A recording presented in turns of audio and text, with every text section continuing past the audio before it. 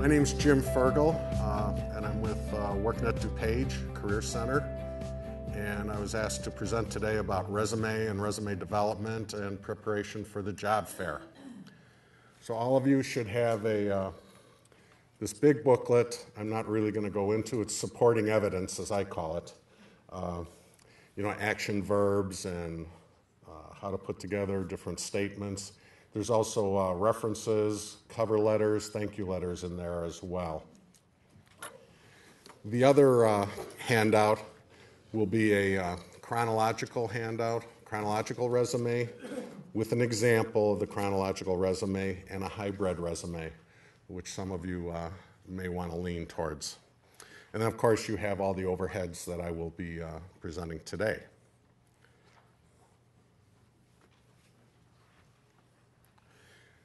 So what's the purpose of a resume? Well, those of you who are young enough to remember Paladin, and I say that facetiously, this was a pretty good resume, wasn't it, back in the day?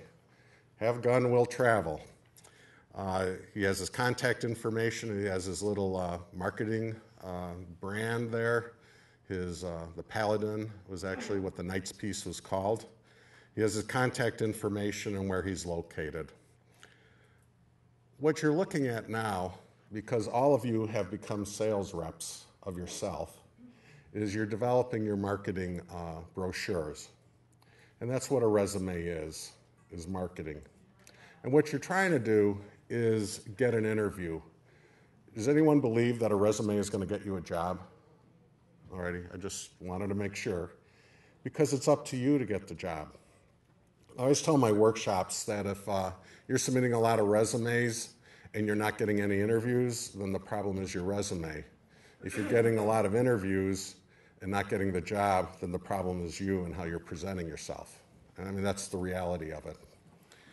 So what I hope to do today is give you the basic overview of, because this is usually a 2.5 hour seminar, basic overview of how to put together a resume and some of the thought that goes behind it, and then we'll talk about the various components.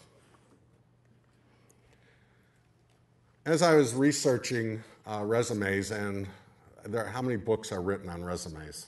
I don't know, hundreds, thousands, I don't know. I was reading so many of them, especially I was getting out of the military, and I had charts and graphs, and I had 3 or 4 resume books, each one telling me something different. I was ready to, my head was ready to explode until my wife just says, put it on paper and do it. One of the factors that I was worried about, and what I see with a lot of job seekers, because I teach job search workshops in a boot camp at the Career Center, is a lot of people worry about, am I good enough? Will I measure up to the standard that the employer is looking for? And then this one, I never did anything great. A lot of people, and this is something, there's 3 myths our mothers taught us. 1 is never talk to strangers. 2 is never talk salary. And 3 is don't brag. What do you have to do in the job search? You have to talk to strangers for networking. You are going to end up talking salary, and you are going to have to talk about yourself. Is it bragging? I call it stating fact. Brian is in warehouse operations, right? What was the last company you were at? It would be Verizon. Verizon? So he was at Verizon. Was anyone else at Verizon as the warehouse operations manager? You own it. It's all you. And so all of you have to understand that in your history and the places you worked, you have done some great things. I was working with a young lady from Venture Stores, if you remember them, and she was a human resource generalist, and she says, you know what, I've never done anything great. Well, I sat down with her to start working on her resume, and it turned out that for the region, she trained all the store managers and assistant store managers on the computers, the hiring procedures, inventory, all this stuff. And she was the only person that did it for the whole region. I was like, and you didn't do anything great? I mean, that just blew me away. The key to this is you're going to have to write down your work history, write down not only your duties, but what you accomplished there. Because they paid you for a reason and they kept you for a reason. Next one, small details. This little minutia of punctuation, spelling, formatting, font types and things like that are going to drive you crazy. But you know what? You have to do that. One of the employers was talking to the job club that I run at the center, and she was showing us Taleo, which is the applicant tracking system, which I'll get to in a little bit. And someone was applying for a customer service position where it was detail-oriented. She couldn't spell customer service correctly. Really. You know, so, and you know what? Have you ever noticed that you always find the typos when you're sitting in front of an employer? Give it to someone else to read. And start from the bottom right and read backwards to the top. Endless tweak. There's 3 basic types of resumes, and I'll talk about them in a little bit. The chronological, the functional, and the hybrid. I mean, there's many others, but those are the 3 main ones. There's 7 billion people in the world. That means there's 21 billion possibilities and opinions of how to do a resume. Here's what I want you to think about. Go to people who are in the business and know what needs to be done.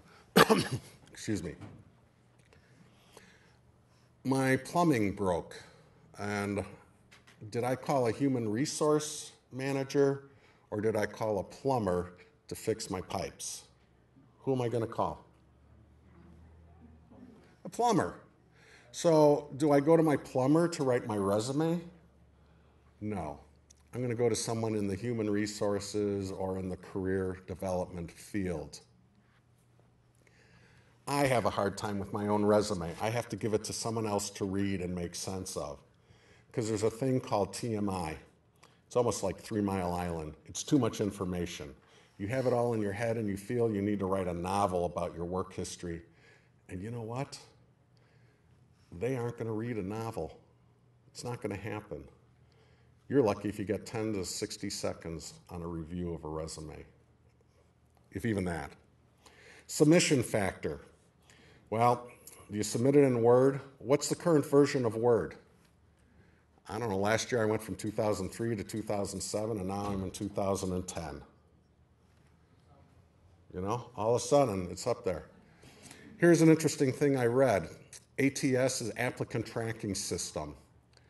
Applicant Tracking System. One of the main ones is called Taleo.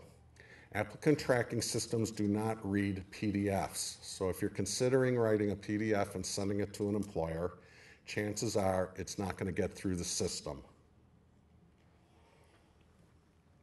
Keywords are going to be very important.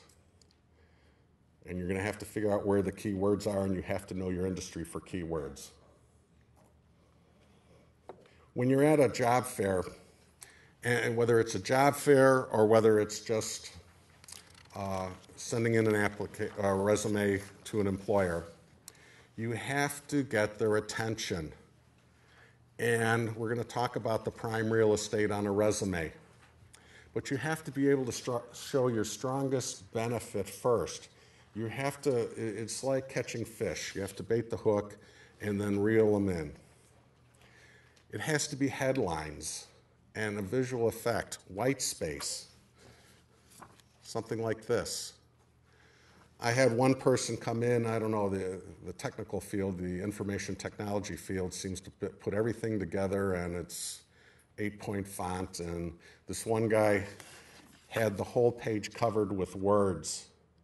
There was no white space. Do you think anyone's going to read that? I mean, there was no margin even. It's not going to happen. People don't have the time for that. So here, let's look at it this way. You've been reading all day, working all day, resumes, things like that. Do you want to read a Penguin classic of War and Peace that has microscopic print, or you're going to have a tendency to want to read a Dr. Seuss type of font? What are you going to read? Dr. Seuss. Same thing with the employers. I review resumes when people apply to me, and I'm in the business, and I don't give them more than a minute or 2 minutes because I don't have the time anymore. So I want you to consider that. You make it visually interesting for the individual to read, to capture their attention, to show why they should talk to you. It's the same thing at a job fair. You have to be able to present a resume to them that they want to read. And here's the thing. It's all about the employer. It's not about you. I know everyone says, well, I want a job. You know what? The employer could care less about whether you want a job. The employer wants to hire someone who's going to make them money. That's the bottom line. I had someone apply to me once, and I said, well, why do you want to work for my organization? They said, because at my age, my friend said I need a county job. What's that mean? Does that mean you're going to come here and just vegetate at my work? No. I want people who care and want people who are going to help other people.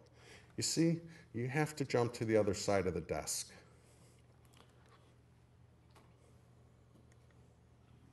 Let's think about the Titanic, which is on TV a lot now. The Titanic had those two guys up in the crow's nest, right? And they're freezing, and all of a sudden, what do they see? An iceberg. But they only see the tip of the iceberg because 2/3 of that iceberg is underneath the surface. But the 1/3 above the surface caught their attention. It's the same thing with your resume. The top third of your resume is prime real estate. It talks about who you are, what you're looking for, and how you can help an employer. How you can help an employer. Then, if you capture their attention, then they want to read below the surface. Are you with me on that? Because then there's more details, things like that. Your work history, more of your accomplishments, the skills that you've used, the education that you've had, or the certifications. Let's talk applicant tracking systems. One of the things that happens in the old days, and I'm going to say probably 15 years ago, you used to send in a resume snail mail, and someone would read it and would file it. Hopefully it was in the file that they wanted and not the circular file.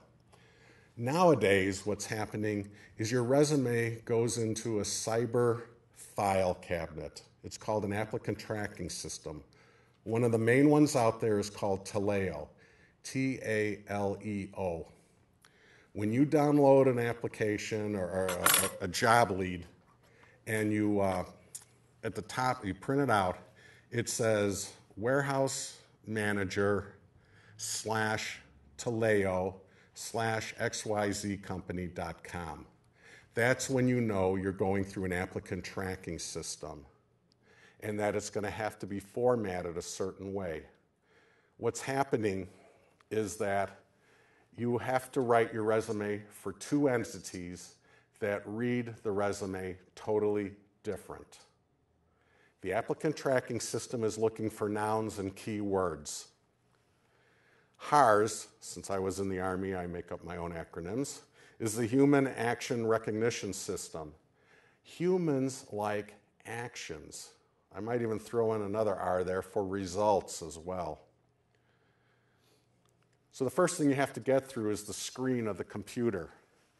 You know, there's this big, think of a screen door. And what's happening is all these resumes are bouncing off the screen. What the applicant tracking system does is it rates your resume on a 1 to 100 scale. And the closer you are to 100% match, the better your chances are of getting through the system to see a human. Even the people who designed the software, they did a test trying to get through Taleo. The people who designed the software only got a 43% match. So what's happening is that us normal people have to try and figure out a system that even the software people are having a hard time getting through, which is why you want to do networking and why you want to go to a job fair as well and be able to see people. But let's say you got 100% or 99% match. Then you get to the human. Well, now the human, because it's already, they type in keywords to see what they're looking for, the keywords come up. Now what they're looking for is, so how have you used these keywords? What are the results that you've attained? How have you made money, saved money, increased efficiency? That's what they're looking for. What's scary is that your destiny with the company is first determined by a robot. And what if this is what I always tell my workshops, what if the 199 percenters are jerks, but you're an 85 percenter, but you're a great employee? You'll never see them unless you go around the system. What happens with job fairs, and it's happening more and more, is some of these employers tell you, well, you have to apply online. If you go to COD's website, because I did it this morning, you can pull down all the employers and research them ahead of time. You can apply online so that when you're in front, I can say, Brian, I've researched your company. Here's what I can do for you. This is what I do. Here's how I can help you. So that you can eliminate, oh, apply online. Have you applied online? Yes, I have. But I just want to make sure I've tailored this resume for you. And where do you find that? COD's website. We'll get their career fair. It's on the career fair? It's on their career fair website. They've got something like 60 employers on here.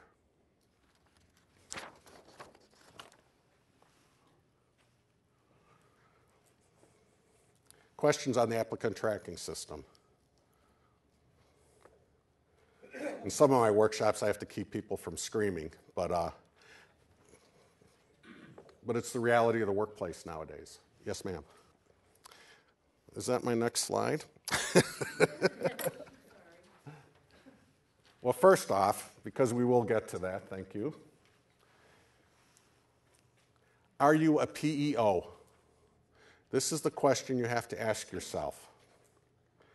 Are you a problem elimination officer or a profit enhancement officer? And I don't care whether you're a receptionist or a vice president, a warehouse worker, or an IT A+ certified technician. All of you are being hired to resolve problems and make money. These are the reasons why an employer wants to talk to you and wants to hire you. If you can make money, these are 10 of them. An excellent book to read is Resume Magic. It's a thick book, but it helps pull out how to do all this professional summaries and writing accomplishment statements and how to format and how to word things, wordsmithing and stuff like that. Brian, what was the other? How to Say It on Your Resume is another book that Brian has run across. And who's the author? I think it was 2010 or 2011. Okay. So there's some excellent books out there. Generic resumes are dead. That means one resume for every company. You know, that's what people want to submit. And that's the way you used to do it in the old days. You used to take your resume to a printer, you printed off 250, 500 copies, you gave it to everyone. The problem with that is that every company is different. So to address both your questions,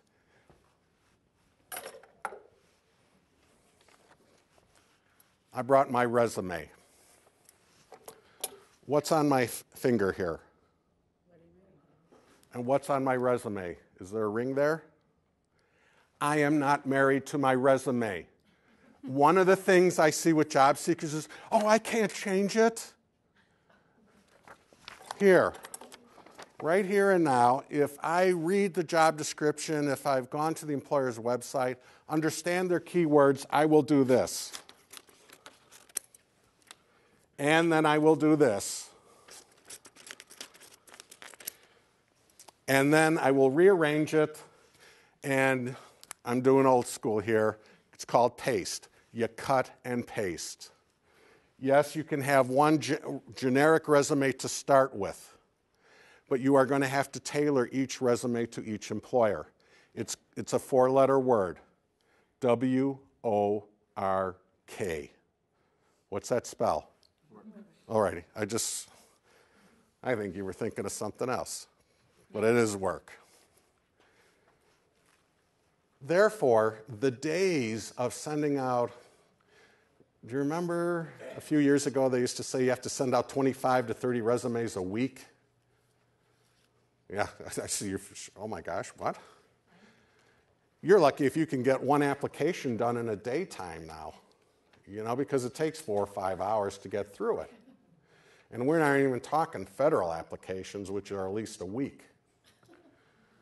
So therefore, you need to target your resume to specific companies that you want to work for. I was reading a book, Cold Calling for Idiots, because I don't like to pick up the phone and talk to people. I've been in sales twice, and I've had more than enough hang-ups in my life. It says you don't have to work with everybody. You pick the people you want to work with. Well, let's move it to the job search. You don't have to work for everybody. You get to pick and choose what companies you want to work for and target them. Understand their culture. Understand their keywords.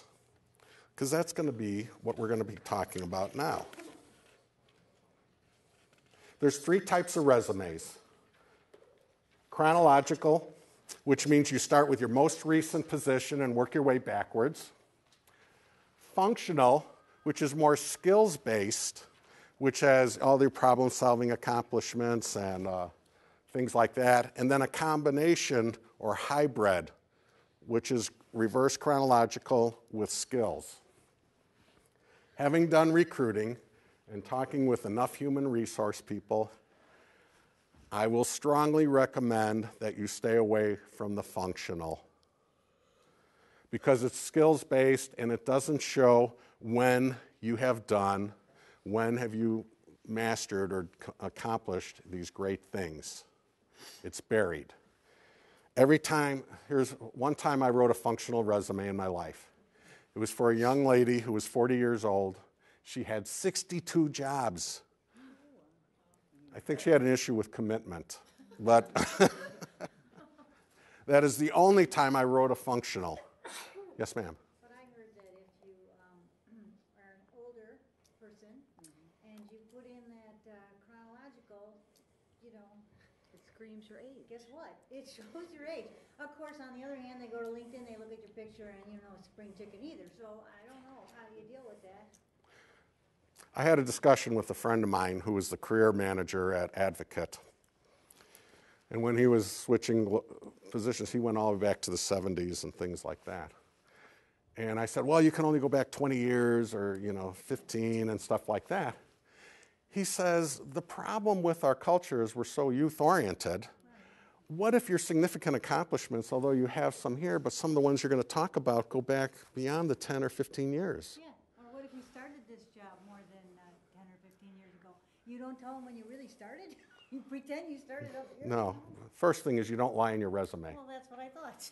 You don't lie. If you've been with a company 20, 30 years, What do you say? why? Here's the thing. Because I do a mythology workshop on job search. Who are the job search gods? The they saids. They said you can only have a resume that's 1 page long. They said you can't go back more than 10 years. Well, of course, they want to see what you have done recently. But I don't know about you, but I've been in the workforce more than 10 years. I've been at some jobs more than 10 years.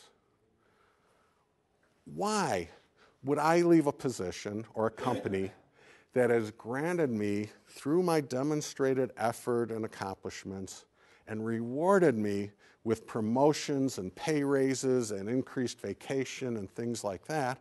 Why would I want to leave that company if it's mutually beneficial to both of us? And yet, on the other hand, you have the they saids who you've been with that company too long. And then on the other hand, I've seen people in the tech world who moved every 2 to 3 years, and they said, well, you're a job hopper. You can't satisfy the theys. Whose name is at the top of the resume? Yours. Be true to yourself.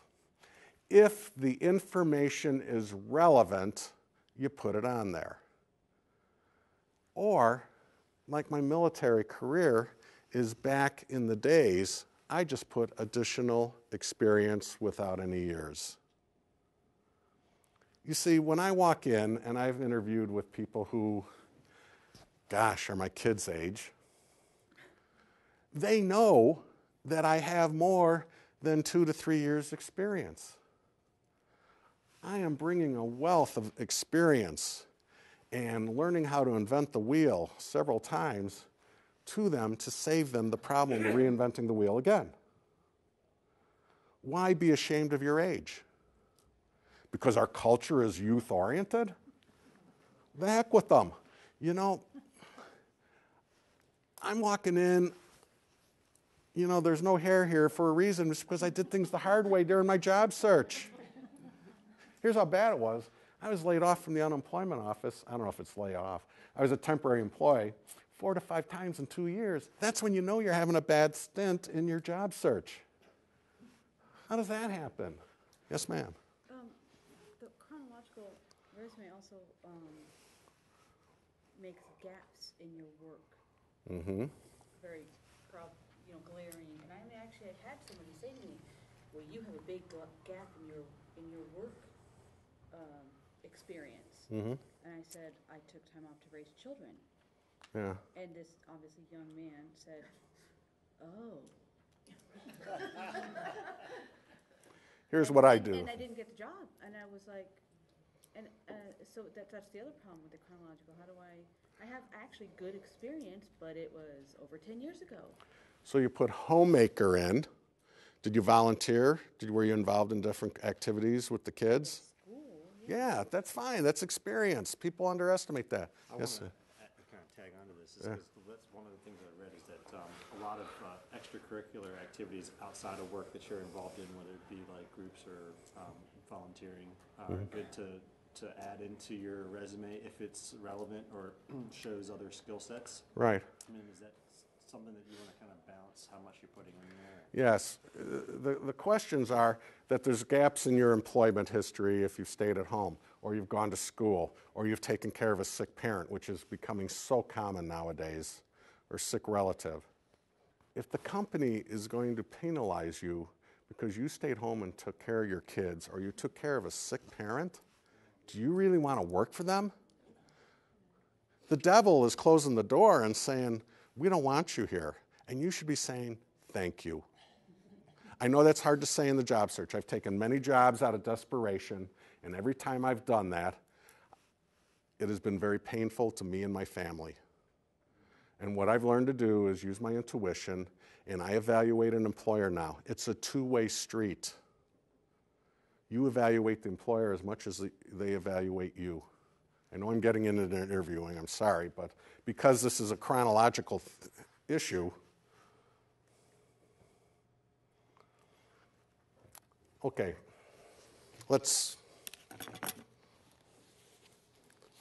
now I got a mess up here for my resume. Yes? Something like that where a woman stays home to raise her kid, couldn't she put in, during that time she was self-employed? No, because then you're lying. What you want to do is, because I've done this with several homemakers, I just put homemaker. And one of the ladies that I did this for, as part of her extracurricular, she started 2 women's investment groups. Well, she was an accountant and been in the accounting field. She got hired within a couple months of doing that. So never, ever lie. There's a reason why they want a chronological resume. Anyone know why? How is your application set up? Chronologically. And that's why they don't like functionals. You see, because with a functional, we don't know when you accomplished this. Maybe it was 10 years ago, 15 years ago. Everyone that has come to me that wanted a functional resume was someone who was lying, someone who got fired for sexual harassment, someone who was embezzling, someone who had a history, someone who I wouldn't hire. And that is the mindset of every recruiter and every HR person. I've done recruiting. I talk with all the recruiters that come to my job club. I talk with the human resource managers. They want chronological. I'm sorry, that's the world. Let's look at the chronological. The first thing is font type. This is an Arial font type. It is a strong font. It's 12 point. The lowest I go is 11. I will not go 10, and I definitely won't go 9 or 8. It's too hard to read. One of the things I've been reading, some of you might put headers on or footers for your name and address and things like that. No, do not put headers or footers in. It screws up the scanners, and your resume will not go through. There's an article on CIO.com. CIO.com. 5 tips for getting past the applicant tracking systems, I believe is the article. This is where they found some of this information. Don't use, some people are talking about, well, I'll put all my skills in white. If it's in a footer, it's now screwed up. And 2, if you got enough space to put everything in white font, you might as well show it. Because now here's the other thing that's happening with these applicant tracking systems. Not only are they looking for keywords, they're also looking for the context. How have you used the keyword?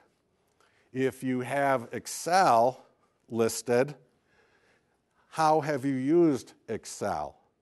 And then, if you only listed Excel for one position and not 2 others because you assumed that because you wrote spreadsheets down and you don't mention the word Excel, you only have that one position's experience. You don't have all the other positions' years of experience there. So therefore, for every position you've used Excel, you have to mention it.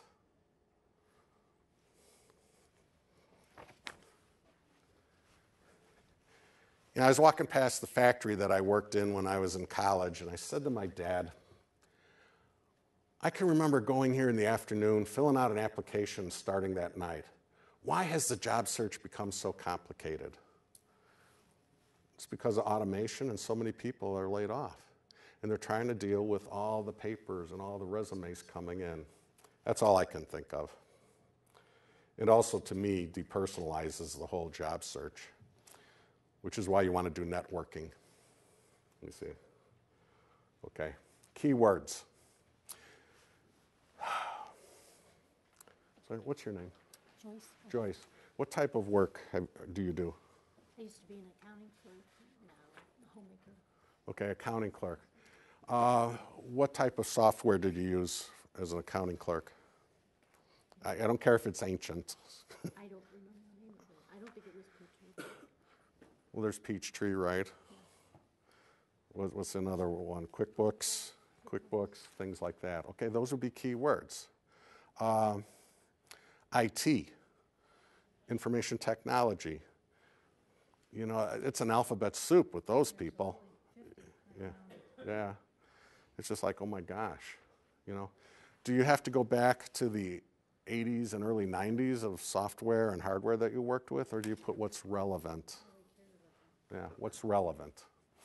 The best thing to do is go to the employer's site, read ads, that they have for positions posted, so you understand what those mean. Like operations manager, does that mean something totally different in a warehouse versus a factory versus something in a consulting company? It could mean 3 different things with different responsibilities. So you have to read the job description to find out what they're looking for.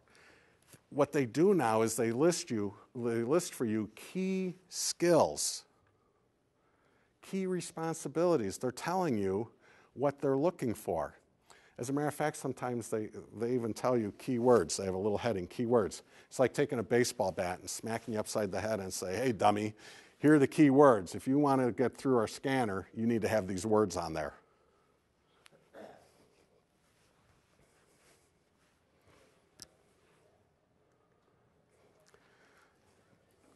Here's the heading.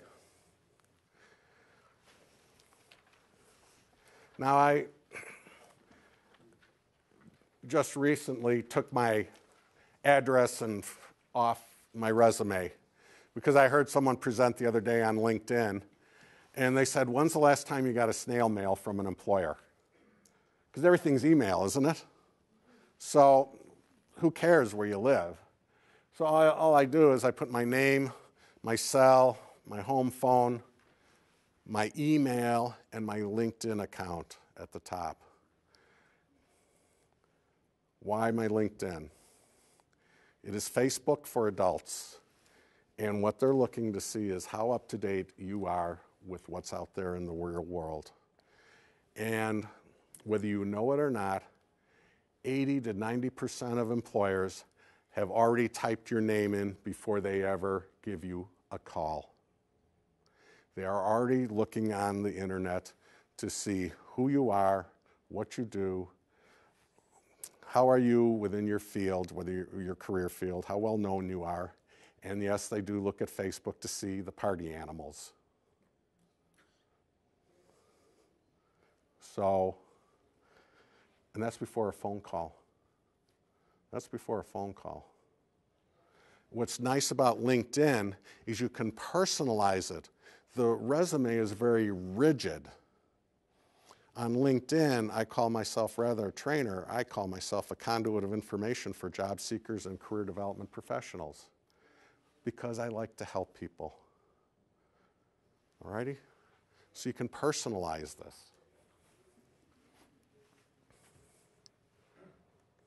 Yes, ma'am. Sam.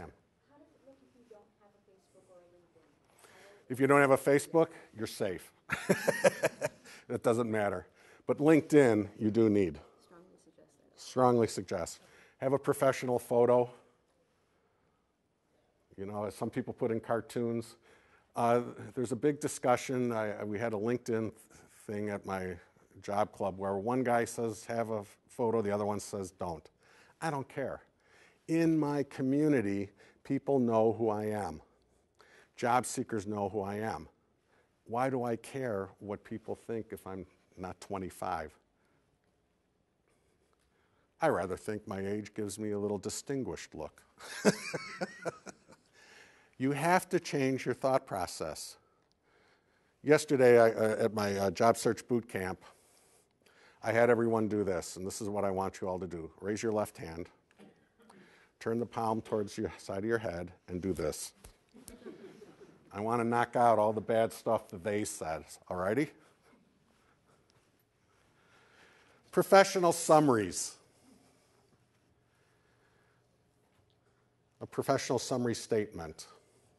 Which one would you say really demonstrates who is the best fit for this manufacturing executive position? Why? Thank you.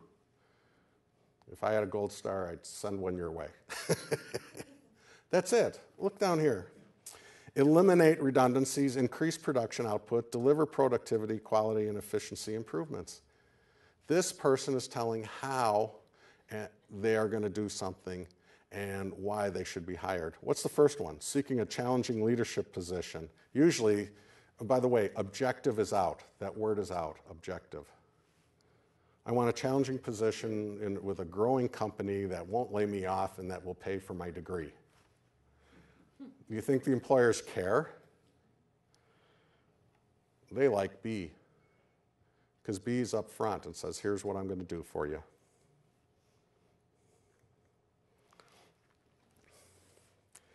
Now, skill. Yes, sir. Same things you're doing for a resume here, would you do the same things for curriculum vitae? The same way in HR with not putting a header, all these kind of things, or is it really very different? Very different. My wife's a nurse, and I had to write a curriculum vitae for her. That's a whole nother animal, and there's books on curriculum vitae because you can go forever on a curriculum vitae. You can have 17, 18, 20 pages. With a resume, you're usually limited to 2, 3 pages. I've talked with some recruiters. 3 pages if it's relevant. Keep that word in mind, relevant. Curriculum vitae are totally different. What's your field? Education and music. Okay. I mean, when they say curriculum vitae, do they mean it or do they mean resume? Or if they say resume, do they mean curriculum vitae? I mean, are they interchangeable to that? It depends on the level of education. When you get to the university level, they want curriculum vitae more often than not. But they'll specify it, from what I've seen. Your medical field, curriculum vitae. What if they ask for both? Give them both. That's what they asked for.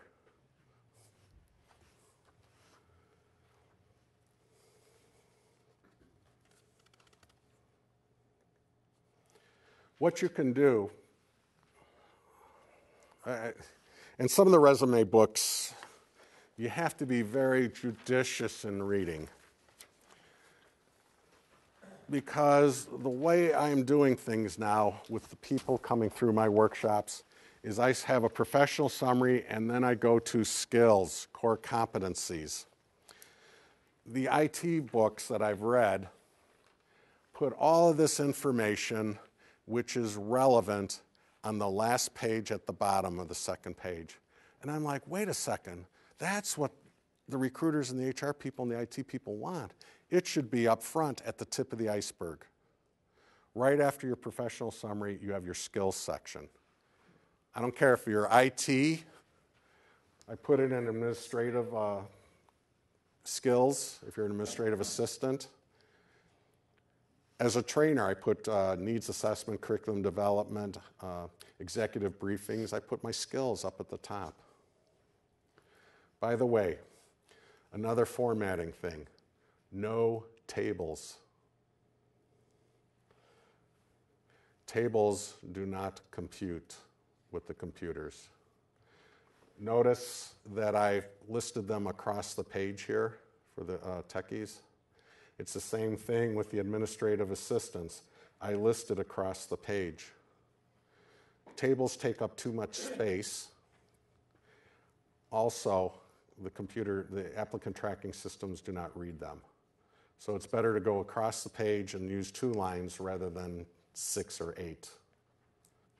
Saying it with impact. Be employer focused. Again, here's what Shakespeare had to say about talking for yourself. It is most expedient for the wise to be a trumpet of his or her own virtues. Shakespeare said this. I'm sure I could go back to Cicero or someone else, way back in ancient times. You need to blow your own horn. Now here's a nice summary statement. Implemented preventive maintenance program that improved downtime. That sounds pretty good, doesn't it? Doesn't this sound a little better? Improved production by 19% and reduced assembly line downtime by 7 to 0.5 hours per week through the implementation of a preventive maintenance program. But if you can think about it, let's take an admin assistant who does the ordering of office supplies. What if that person is going through the catalog and finds out that the paper they've been ordering can be gotten cheaper somewhere else and save $1 per, I don't know, what do you call those things? Crate, box. No, the ream is this. I'm talking about the case. Even $1 a case. And you go through 1,200 cases a year. How much have you saved the company? $1,200. All right? So you start looking at doing things that way. Small.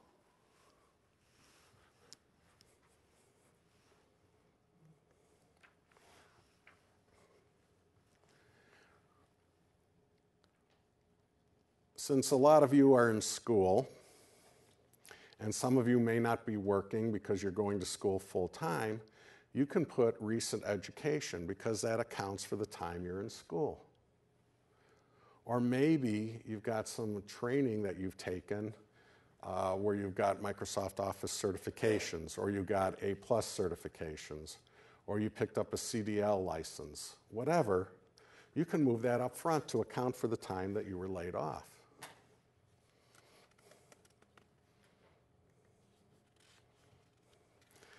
Experience. Okay, we've already had this discussion, but I want to show you a couple things on the resume here. The nice thing about a resume is it is not carved in stone. You can, although on the front page here I listed all the headings you can have, you can move them around, just like I did. I cut up my resume. If you flip the page over, you can see what I've done for an administrative assistant here. Computer skills, admin skills, whatever you want to call it. Where are the years? Notice they're years, not exact dates. So those of you who are worried about some gaps, years would help here. The years are on the right-hand side. There's another piece of info. How many of you use a template for your resume? Don't. Templates do not go through the computer, the applicant tracking system. You have to do it freehand by Word and then save it as rich text format to send it. You can send it as Word and you can send it as a rich text.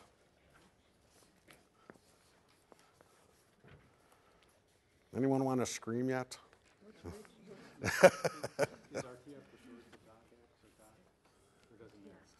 I don't know. I don't know how many companies have 2010. So that's why I'm saying rich text. You don't want to do PDF. Sometimes the company will tell you which version. They don't do the PDFs. It's just because it's graphic instead of like actual text. Because it doesn't go through the scanner. Wow. Yeah. Also, recruiters don't want PDFs because they can't change them. Yeah. And the reason, yeah, okay. Let's go to the hybrid.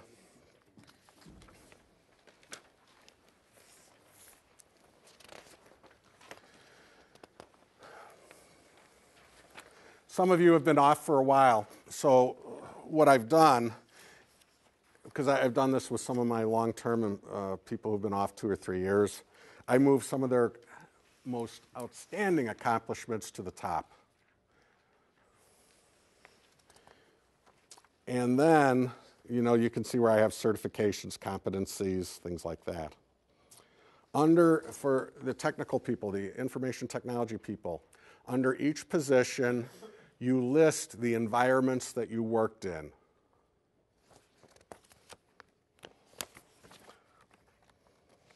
Let's flip the page. It says James T. Kirk.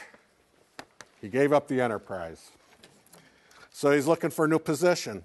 You have 2 ways to do this. You can just list the accomplishment with the company afterwards, or here's a way to get another hit for keywords, is you bold the keyword, bold is okay, and then you list the accomplishment afterwards. I've put in here under work experience, if you worked with one company for a significant period of time, you have your years on the far right, 1 tab in, and you have your years in each position. Then under B, 2 companies, one company you had 1 position, one company you had 2, and then under C, you had 3 different positions. And I've put in education at the end. Unless, of course, you're in the education field and then your professional summary is all your degrees.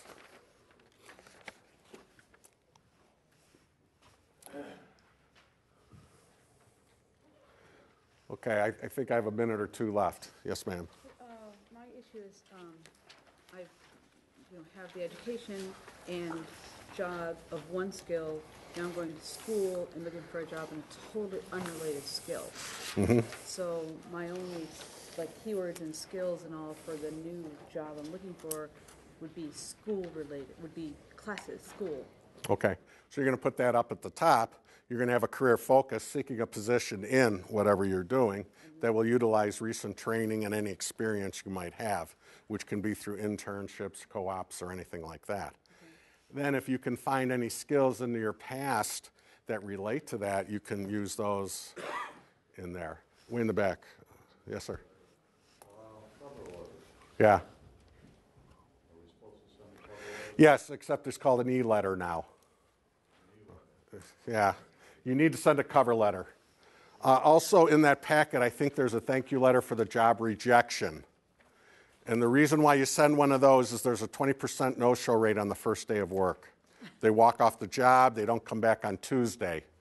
They don't work out. So you send a thank you letter for the rejection to keep your name in front of the employer. How many times can you do that is what we're looking at, okay?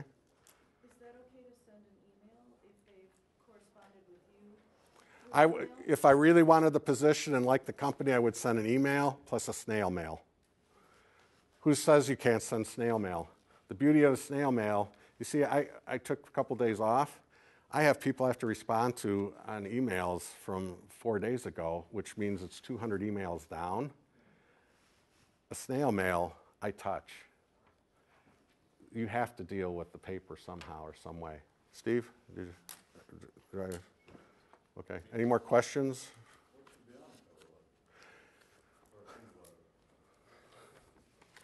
Okay, that's another half hour. So if you look in the big packet, there's cover letters. I would say the exact same thing that you would send in a cover letter. You can make it an attachment, but you have to say something in your email. I researched your company. This is the position I'm applying for. I'd like to talk to you about this position. So the cover letter, if you're sending it electronically, is that, like I said, an attachment in the same format as your resume? Like maybe Yeah. like the first page Sure. of the resume? And then, Yeah. Or should it be like the email itself, then attach your resume? Well, first you have to have the email saying which position you're applying for. Oh, by the way, save your resume as James Kirk or J. Kirk trainer resume, rather than just saying resume, because they're going to thousands of resumes, so that they can find you. So when you're sending it, they can pull it up, okay? But yeah, I would have a little blurb in my email and then a formal letter as an attachment. Yeah, you can have 12313. Exactly. Yeah. I was looking through all my old resumes. I got so many years on them, I don't even know which one is which. Exactly. So put the exact date on there. Okay? Well, that concludes my presentation. Thank you.